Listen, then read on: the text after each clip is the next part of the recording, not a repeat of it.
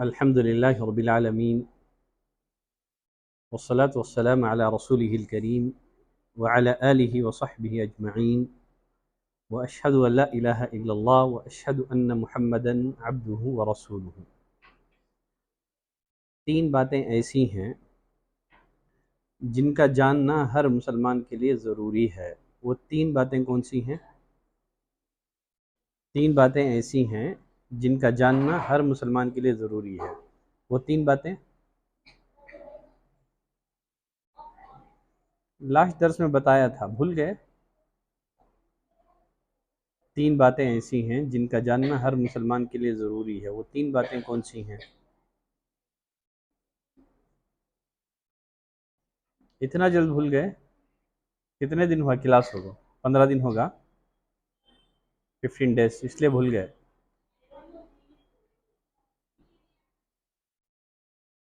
رضیت باللہ ربا وبالاسلام دینا وبمحمد نبی رسول صلی اللہ علیہ وسلم۔ تو تین باتیں جن کا جاننا ضروری ہے، اس میں پہلے نمبر پر رضیت باللہ ربا، اللہ کے بارے میں۔ کس کے بارے میں؟ اللہ کے بارے میں۔ من ربک، من ربک۔ دوسری چیز جس کا جاننا ہر مسلمان کے لیے ضروری ہے وہ بالاسلامی دینا، دین کے بارے میں، ما دینو کا۔ نمبر 3 وہ بمحمد صلی اللہ علیہ وسلم نبی الرسول، نبی کریم صلی اللہ علیہ وسلم کے بارے میں جاننا، من نبیک۔ بات سمجھ میں آئی؟ تو یہ تین باتیں ایسی ہیں جن کا جاننا ہر مسلمان کے لیے ضروری ہے۔ نمبر ایک اللہ کے بارے میں، کیا ہے؟ نمبر 1 اللہ کے بارے میں۔ نمبر 2 دین کے بارے میں۔ نمبر 3 محمد صلی اللہ علیہ وسلم کے بارے میں۔ اور ایک بار دہرا دیں، نمبر 1 اللہ کے بارے میں جاننا ضروری ہے۔ نمبر 2 دین کے بارے میں جاننا ضروری ہے۔ نمبر 3 پروفٹ صلی اللہ علیہ وسلم کے بارے میں آپ کی سیرت جاننا، ٹھیک ہے، وہ بھی ہمارے لیے ضروری ہے۔ یہ تین باتوں کا جاننا ہر مسلمان کے لیے ضروری ہے۔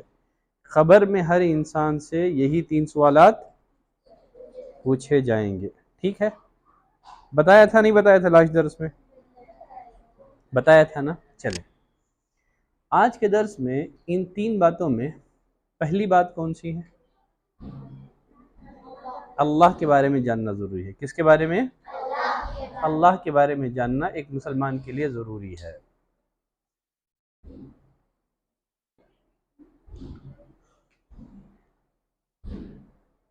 اب یہاں سوال یہ ہے، اللہ کے بارے میں ہم کیسے جانیں گے؟ اللہ کو کیسے جانیں گے؟ اللہ کو کیسے پہچانیں گے؟ چلیں ادھر توجہ ہو جائیں، ادھر مت دیکھیں، ادھر۔ تو پہلا سوال کیا ہے؟ پہلی چیز جس کا جاننا ہر مسلمان کے لیے ضروری ہے، پہلے نمبر پر اللہ کے بارے میں جاننا ضروری ہے، ٹھیک ہے؟ جب ہم بولتے ہیں اللہ کے بارے میں جاننا ضروری ہے، تو اللہ کے بارے میں جاننے میں کتنی باتیں ہیں؟ اللہ کے بارے میں کیا جانیں گے آپ؟ یا اللہ کو کیسے جانیں گے آپ اللہ کو کیسے پہچانیں گے؟ چلے اس سے پہلے اور ایک سوال میں آپ سے پوچھ لیتا ہوں، ٹھیک ہے؟ سوال یہ ہے، دنیا کے سارے علوموں میں سب سے بہترین علم کون سا ہے؟ دنیا کے سارے علوم میں، علوم سمجھتے ہیں نا؟ علم یہ سنگولر ہے، علوم پلورل ہے، ٹھیک ہے؟ دنیا کے سارے علوم میں سب سے افضل علم کون سا ہے؟ اسلام میں بھی کون سا علم ہے؟ دین سارے علوم میں سب سے افضل علم کون سا ہے؟ اللہ کے بارے میں جاننا۔ کس کے بارے میں؟ اللہ کے بارے میں جاننا۔ کریٹر کے بارے میں جاننا کریشن کے بارے میں جاننے سے زیادہ افضل ہے۔ بات سمجھ میں آ رہی بات؟ کریٹر کے بارے میں جاننا کریشن کے بارے میں جاننے سے زیادہ افضل ہے۔ قرآن مجید کی وہ آیتیں جس میں اللہ تعالیٰ نے اپنے بارے میں بتایا ہے، اپنا تعارف کروایا ہے، وہ آیتیں افضل ہیں دوسری آیتوں سے۔ قرآن مجید کی سب سے افضل آیت کون سی ہے؟ قرآن کی آیتوں میں سب سے افضل آیت کون سی ہے؟ کوئی بتا سکتے ہیں؟ قرآن مجید کی آیتوں میں 6666 آیتیں ہیں، ہے نا؟ کتنی آیتیں ہیں قرآن میں؟ تو ان آیتوں میں سب سے افضل آیت کون سی ہے؟ کون سی آیت ہے جسے سب سے افضل آیت کہا جاتا ہے؟ کوئی ہے جس کو میں شاباشی دے سکوں؟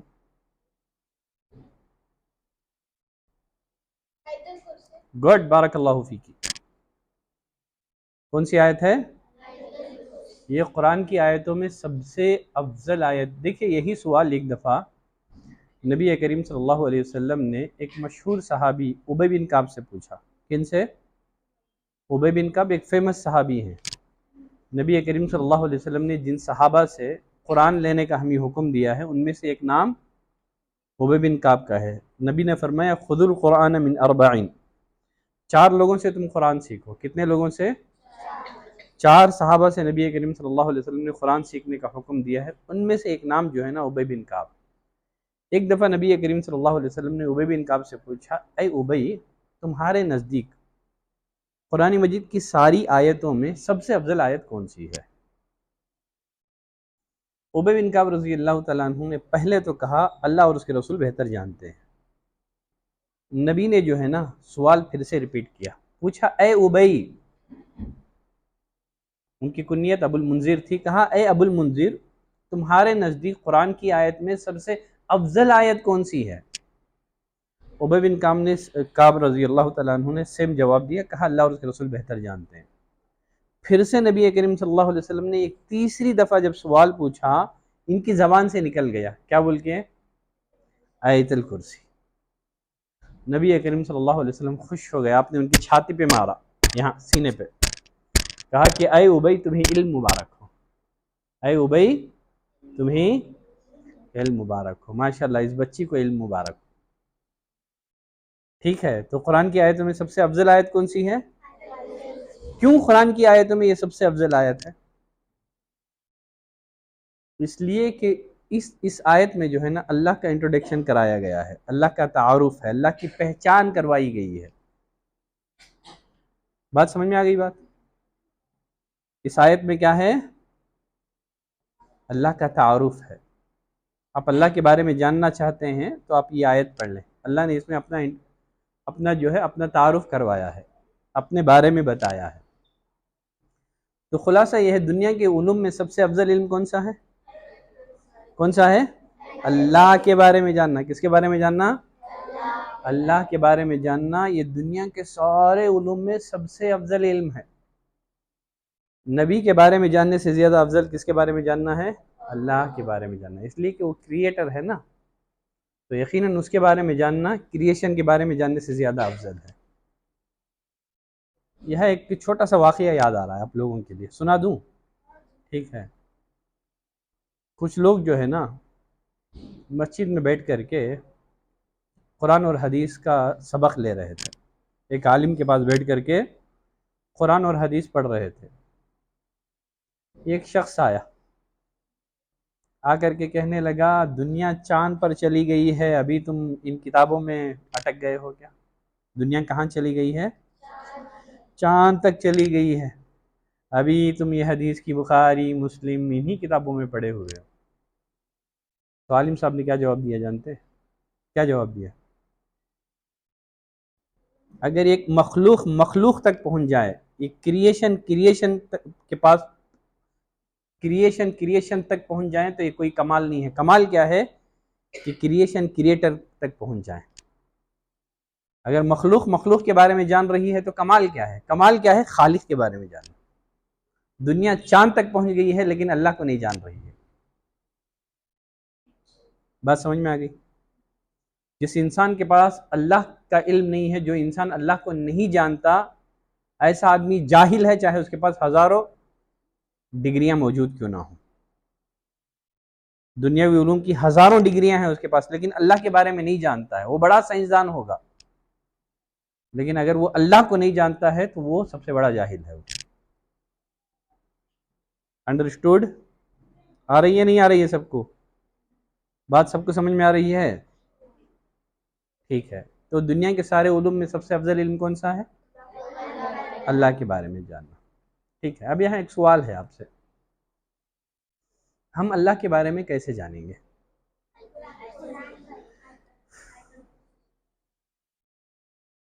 مزید ہم اللہ کے بارے میں، اللہ کو جاننا ہے، اس کو پہچاننا ہے، تو ہم اللہ کو کیسے پہچان سکیں گے؟ ہم؟ ہم؟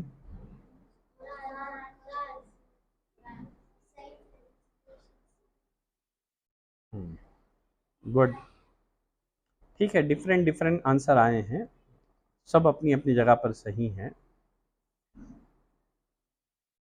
دیکھیے اس دنیا میں ہم اللہ کو دیکھ نہیں سکتے، ہم اللہ کو دیکھ سکتے ہیں؟ نہیں دیکھ سکتے۔ اللہ نے کسی آنکھ میں وہ طاقت نہیں دی ہے کہ اللہ کو دیکھ سکے۔ اگر ہم کسی چیز کو دیکھتے ہیں نا، اس چیز کے بارے میں ہمیں علم آ جاتا ہے، لیکن اللہ کو دیکھ نہیں سکتے کہ ہم اللہ کے بارے میں جانیں۔ موسیٰ علیہ السلام نے اللہ سے کہا تھا، ربی ارنی انظر الیک، اللہ میں تجھے دیکھنا چاہتا ہوں، تو مجھے اپنا دیدار کرا دے، میں تجھے دیکھنا چاہتا ہوں۔ اللہ نے کہا یہ نیور، یہ ممکن نہیں ہے، تم مجھے نہیں دیکھ سکتے۔ ساتھ ہی ساتھ اللہ نے کہا ایسے کرو، میں اپنی ایک جھلک جو ہے نا کوہ طور پر ظاہر کروں گا۔ اس کے بعد اللہ تعالیٰ نے اپنی ایک جھلک کوہ طور پر ظاہر کی، طور کا پہاڑ ریزہ ریزہ ہو گیا، موسیٰ علیہ السلام بے ہوش ہو کر کے گر گئے۔ ٹھیک ہے، تو دنیا میں اللہ کا دیکھنا، اللہ کو دیکھنا ممکن نہیں ہے۔ دیکھتے تو اللہ کو جان لیتے، لیکن اللہ کو ہم دیکھ نہیں سکتے۔ لیکن جب جنت میں ہم چلے جائیں گے انشاءاللہ، جنت میں ہم اللہ کو دیکھ سکیں گے۔ یہاں ایک سوال یہ ہے، کسی چیز کو ماننے کے لیے اس کو دیکھنا ضروری ہے کیا؟ ایک طبقہ ہے انسانوں کا جو اللہ کا انکار کرتا ہے، اللہ کے وجود کا انکار کرتا ہے، ایگزسٹنس آف اللہ، اس کا انکار کرتا ہے، کہتا ہے کہ نہیں گاڈ نہیں ہے، اگر ہے تو دکھائی دیتا۔ کیا جواب دیں گے آپ اس کو؟ ہے نہیں ہے انسانوں میں ایک طبقہ، ایتھسٹ لوگ نہیں ہیں جو اللہ کا ہی انکار کر دیتے ہیں، کہتے ہیں کہ گاڈ نہیں ہے، یہ دنیا خود بخود بن گئی ہے، کسی نے نہیں بنایا ہے، اگر اللہ ہوتا تو پھر دکھائی دیتا، میں ہوں تبھی تو دکھائی دے رہا ہوں نا۔ تو اسی لیے اگر کوئی کہے اللہ نہیں ہے، کیا جواب دیں گے آپ؟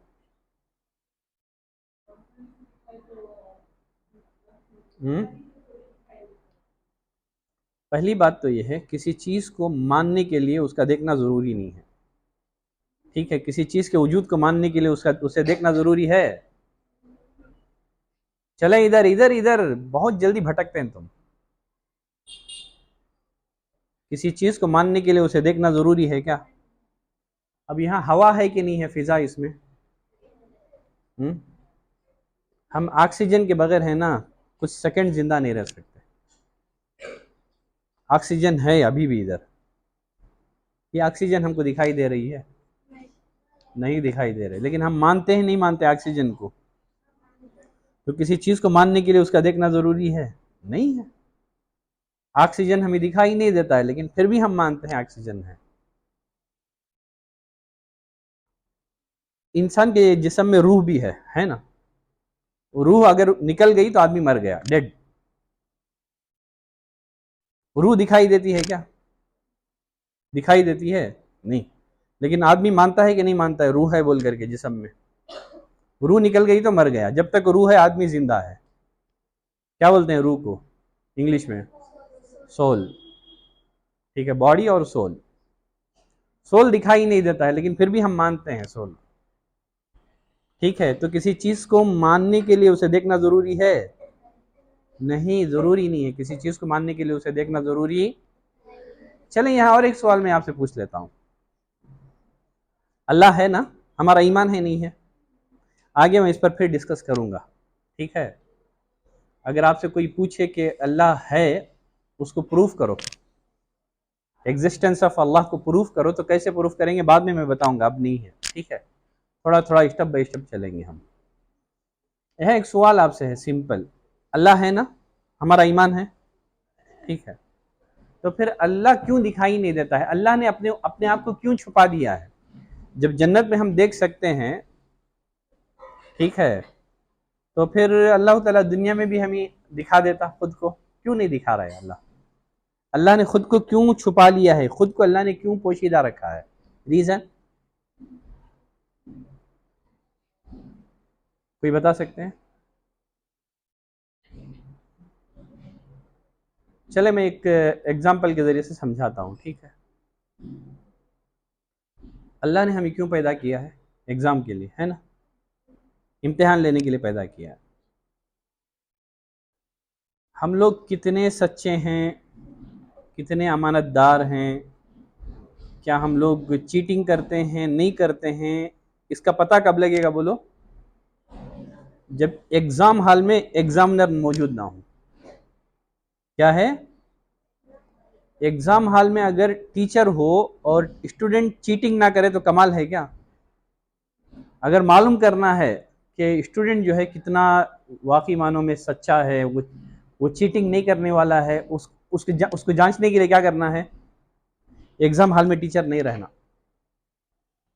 پھر بھی اگر چیٹنگ نہیں کرے تو ہاں یہ بچہ گڈ، یہ بچہ جو ہے امانت دار۔ اگر اللہ کو دیکھ کر کے ہم لوگ گناہ نہ کریں تو پھر یہ امتحان نہیں ہے، ٹھیک ہے۔ اسی لیے اللہ نے چونکہ امتحان کے لیے پیدا کیا ہے، اسی لیے اللہ تعالیٰ نے اپنے وجود کو ہم سے کیا کر دیا ہے؟ چھپا دیا ہے۔ باتیں بھاری ہو رہی ہیں، سمجھ میں آ رہا ہے نہیں آ رہا ہے؟ آ رہا ہے نہیں آ رہا ہے؟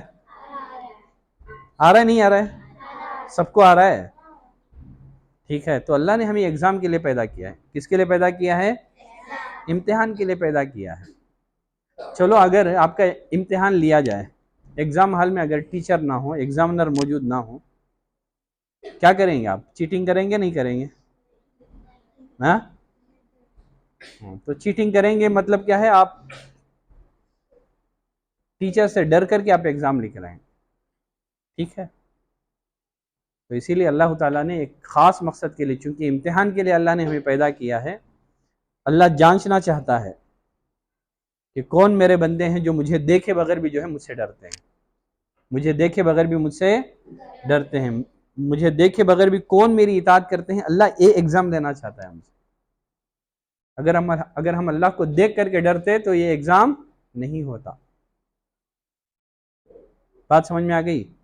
چلے اب ہم تھوڑا سا آگے بڑھتے ہیں۔ تو پہلی بات تو معلوم ہوا کسی چیز کو ماننے کے لیے اسے دیکھنا ضروری نہیں ہے۔ کتنی ایسی چیزیں ہیں جو ہمیں دکھائی نہیں دیتی ہیں پھر بھی ہم ان کو مانتے ہیں، ٹھیک ہے۔ تو اللہ نے اپنے آپ کو کیوں چھپا دیا ہے؟ کیوں؟ ایگزام کے لیے، ٹیسٹ لینے کے لیے، ٹھیک ہے۔ اگر اللہ کو ہم دیکھتے پھر اللہ کی نافرمانی نہ کرتے تو کمال نہیں تھا۔ کمال کیا ہے؟ اللہ کو نہ دیکھیں پھر بھی ہم اس کی عبادت کریں، اس کی اطاعت کریں، اس کے راستے پر چلیں، اس کے انبیاء کرام کی باتوں پر چلیں۔ چلے اب ہم آتے ہیں، تو اللہ کے بارے میں ہم کو جاننا ہے، اللہ کے بارے میں ہم کو جاننا ہے۔ تو اللہ کے بارے میں ہم کیسے جانیں گے؟ اللہ کے بارے میں جاننے، چونکہ ہم اللہ کو تو دیکھ نہیں سکتے، تو اللہ کے بارے میں اگر ہم جاننا چاہتے ہیں تو ہمارے پاس ایک ذریعہ ہے، وہ ہے نیمز اینڈ ایٹریبیوٹس۔ کیا ہیں؟ Names and attributes. قرآن مجید میں اللہ تعالیٰ نے اپنا تعارف کروایا ہے نیمز اینڈ ایٹریبیوٹس کی روشنی میں، جس کو ہم کیا بولتے ہیں؟ اسماء اور صفات۔ توحید کی 3 قسمیں معلوم ہیں آپ کو؟ کسے معلوم ہے توحید کی 3 قسمیں؟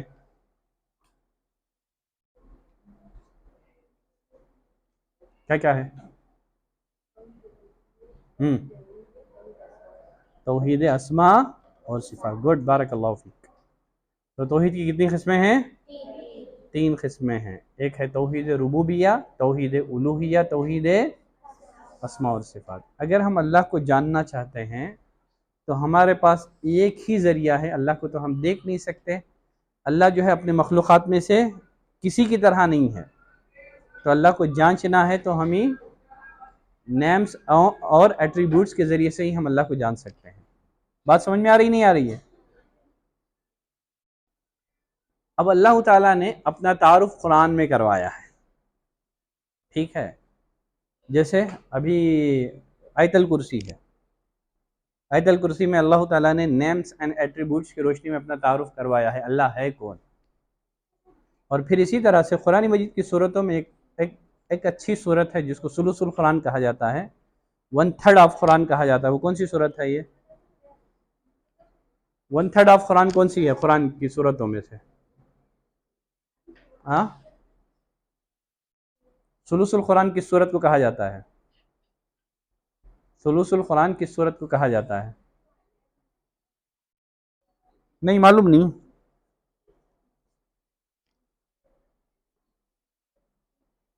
کسے بولتے ہیں؟ اگر ہم 3 بار وہ صورت پڑھ لیں نا تو پورا قرآن پڑھنے کا ہمیں ثواب ملتا ہے. سورہ اخلاص، ماشاء اللہ، بارک اللہ فیک. کیا نام ہے تمہارا؟ مریم. گڈ. تو یہ جو سورہ اخلاص ہے، قل هو اللہ احد ہے، اس کو کیا بولتے ہیں؟ ثلث القرآن بولتے ہیں. ٹھیک ہے، کیا بولتے ہیں؟ ثلث القرآن کا مطلب 1/3 آف قرآن. 3 بار اگر ہم نے پڑھ لیا تو گویا یہ قرآن پڑھنے کا ثواب. ایک بار پڑھ لیے تو گویا ہم نے 1/3 آف قرآن ہم نے پڑھ لیا. دوسری دفعہ پڑھ لیا تو 2/3 پڑھ لیا ہم نے. تیسری دفعہ پڑھ لیا تو لگ بھگ ہم نے ایک بار مکمل قرآن ہم نے پڑھ لیا. تو ایک بار پڑھتے ہیں تو گویا 10 پارے ہم پڑھ لیے ہم لوگ. 10 پارے پڑھنے کا جو ثواب ہے نا وہ ایک بار قل اللہ احد پڑھنے سے مل جاتا ہے. دوسری دفعہ پڑھیں گے تو پھر گویا 10 پارے پڑھنے کا ثواب.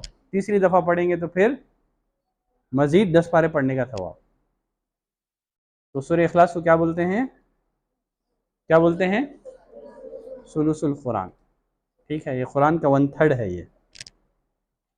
تو اللہ تعالیٰ نے سورہ اخلاص میں بھی جو ہے نا اپنا انٹروڈکشن دیا ہے، اپنے بارے میں اس نے بتایا ہے. سورہ اخلاص میں اللہ نے کیا فرمایا اپنے بارے میں؟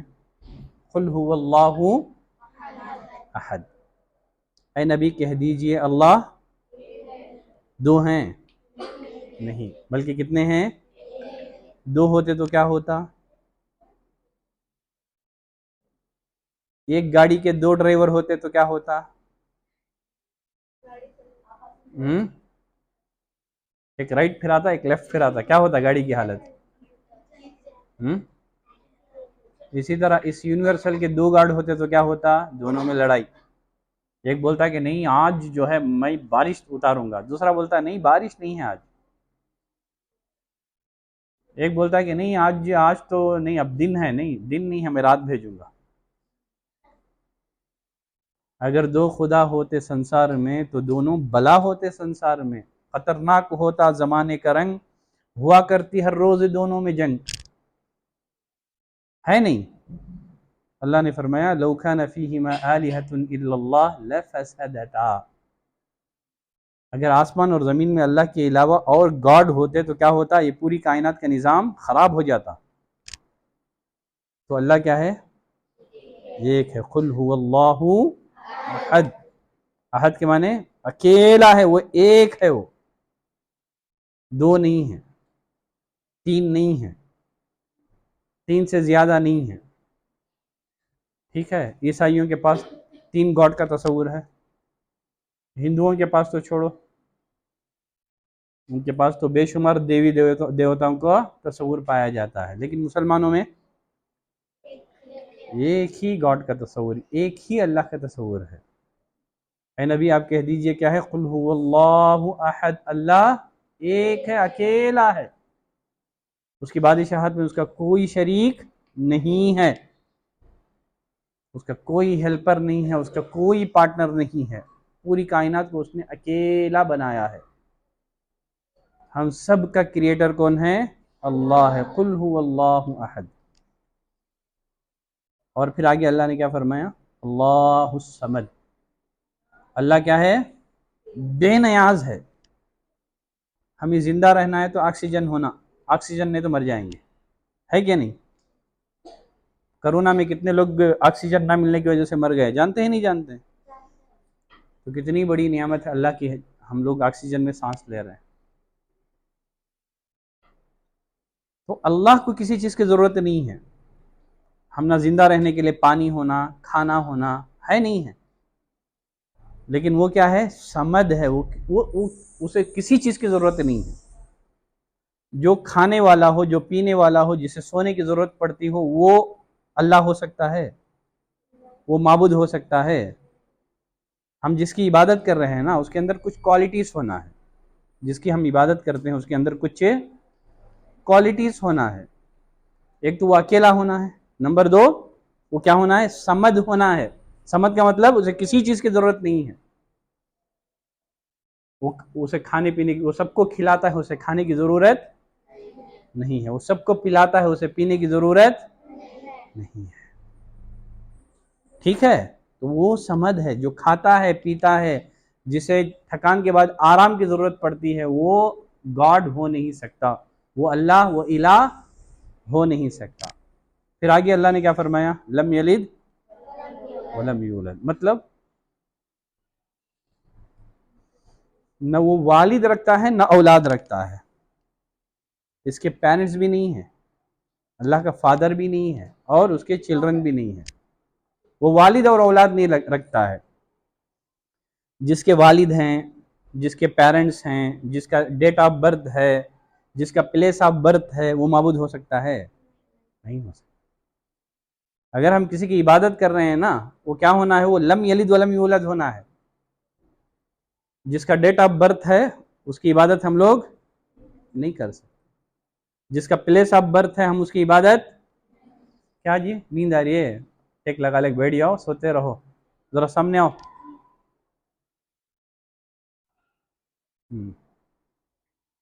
ٹھیک ہے، کیا بول رہے تھے ہم؟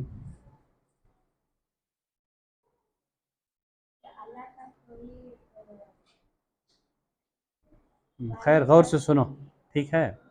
ایک لگا لے کو سو جاؤ نا، تو ٹھیک ہے، دیوار چھوڑو۔ تو وہ کیا ہے؟ اکیلا ہے، احد ہے، صمد ہے، کسی چیز کی ضرورت نہیں ہے۔ لم یلد ولم یولد ہے، وہ والد بھی نہیں رکھتا ہے، اولاد بھی نہیں رکھتا ہے۔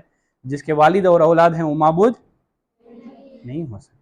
ولم یکن لہ کفوا احد، اللہ جیسا کوئی ہے نہیں ہے اس کائنات میں، ٹھیک ہے؟ پھر اسی طرح ہم آتے ہیں آیت الکرسی، جو قرآن مجید کی سب سے عظیم آیت ہے، اس میں بھی اللہ تعالیٰ نے اپنا جو ہے انٹروڈکشن دیا ہے۔ جیسے کس کو یاد ہے آیت الکرسی؟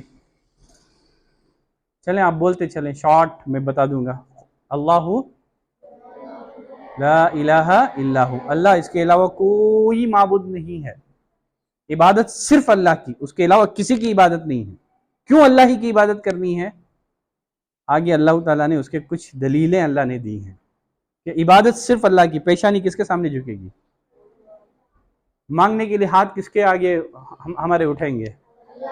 ہماری پیشانی اللہ کے علاوہ کسی کے آگے نہیں جھکے گی، ہمارے ہاتھ اللہ کے سوا کسی کے آگے نہیں پھیلیں گے۔ کیوں اللہ ہی کی عبادت؟ کیوں؟ الحی، کیا ہے؟ اللہ لا الہ الا هو الحی، اللہ ہی کی عبادت اس لیے ہے کہ وہ الحی ہے۔ الحی کا مطلب وہ ہمیشہ سے زندہ ہے، ہمیشہ زندہ رہے گا۔ کیا ہے؟ ہاں، وہ ہمیشہ سے زندہ ہے اور ہمیشہ زندہ رہے گا۔ اب بہت سارے لوگ عیسیٰ علیہ السلام کی عبادت کرتے نہیں کرتے؟ اب عیسیٰ علیہ السلام الحی ہیں کیا؟ نہیں نا، اس لیے کہ ان کی ماں مریم تھی۔ ان کی ماں کون تھی؟ مریم تھی، ان کا ڈیٹ آف برتھ تھا۔ اسی طرح غیر مسلمہ میں رام کی بھی عبادت کرتے ہیں لوگ، رام کے والدین تھے۔ اور پھر اسی طرح سے رام کا جو ہے نا ڈیٹ آف برتھ بھی تھا، پلیس آف برتھ تھا۔ ہم کسی کی عبادت کرنا ہے تو وہ الحی ہونا ہے۔ اب مجھے یہ بتاؤ، عیسیٰ علیہ السلام سے پہلے ایک کائنات کون چلا رہا تھا؟ رام سے پہلے کون چلا رہا تھا؟ اللہ۔ عیسیٰ علیہ السلام نہیں ہے پھر بھی دنیا چل رہی ہے، رام نہیں ہے، آیا چلے گئے، لیکن پھر بھی یہ کائنات چل رہی ہے۔ اللہ نے کہا اگر ہم کسی کی عبادت کرنا چاہ رہے ہیں تو اس کے اندر اور ایک کوالٹی بھی ہونا ہے، لا تأخذہ سنۃ ولا نوم، کیا ہونا ہے؟ اسے نیند نہیں آنا ہے، اونگ نہیں آنا ہے. جسے نیند یا اونگ آتی ہو وہ عبادت کے قابل نہیں ہو سکتا. ہم جس کی عبادت کرتے ہیں اس کے اندر یہ کوالٹی ہونا ہے. کیا کوالٹی؟ اسے نیند تو دور کی بات ہے، اونگ بھی نہیں آنا ہے. اللہ کو نیند بھی نہیں، اونگ بھی نہیں. وہ نیند سے بے نیاز، پاک. وہ اونگ سے پاک.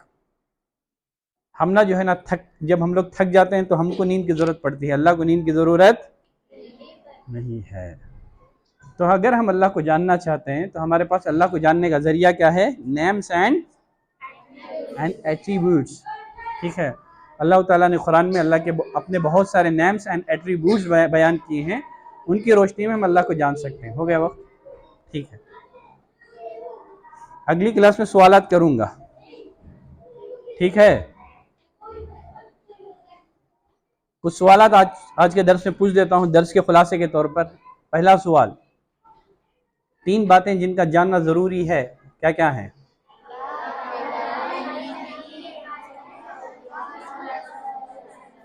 لاسٹ کے درس کا سوال، خبر کے 4 سوالات.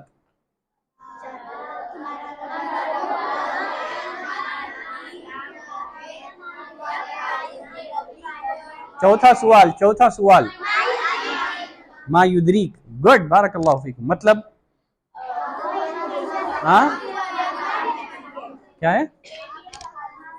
تم نے کہاں سے سیکھا؟ تم نے ان 3 سوالات کے جوابات تم نے کہاں سے سیکھے؟ گڈ، بارک اللہ فیک. اللہ برکت دے، سب کو برکت دے. آمین بولو. ماشاءاللہ، کوشش اچھی ہے، ایسے ہی لگے رہو. ٹھیک ہے. اللہ کے بارے میں ہم کو جاننا ہے تو طریقہ کیا ہے؟ نیمز اینڈ تو انہی کے ذریعے سے ہم کیا کر سکتے ہیں؟ اللہ کو جان سکتے ہیں. قرآن کی سب سے عظیم آیت کون سی ہے؟ آیت الکرسی. وہ سورت کون سی ہے جسے ثلث القرآن، 1/3 آف قرآن کہا جاتا ہے؟ سورہ اخلاص. ٹھیک ہے، بہت اچھے. گڈ، بارک اللہ فیکم.